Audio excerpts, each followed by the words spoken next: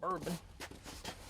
Ernie Simmons owns an Atlanta store selling auto parts, one of the targets of U.S. President Donald Trump's latest tariff plans. His business, Aftermarket Auto Parts, relies heavily on imports from Taiwan, but Simmons says he's not worried.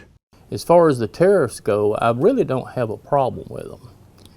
And the reason is, number one, I think that they're going to be temporary, because all that Trump is trying to do is make things equal. Whatever they charge us, we're going to charge them. 90% of Aftermarket's inventory is from Taiwan, according to Simmons, but he's optimistic that the tariffs will lead to a wider change.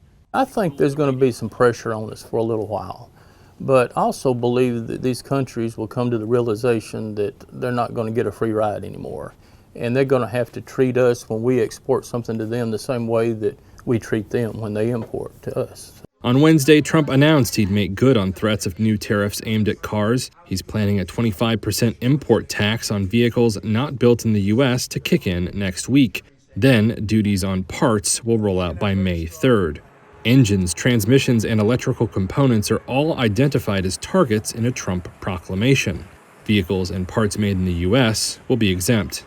While Simmons is brushing off the impact he'll feel, some experts say these tariffs could shake up the whole industry. Tibor Besedes, a professor of economics at Georgia Tech, says they create uncertainty across the supply chain.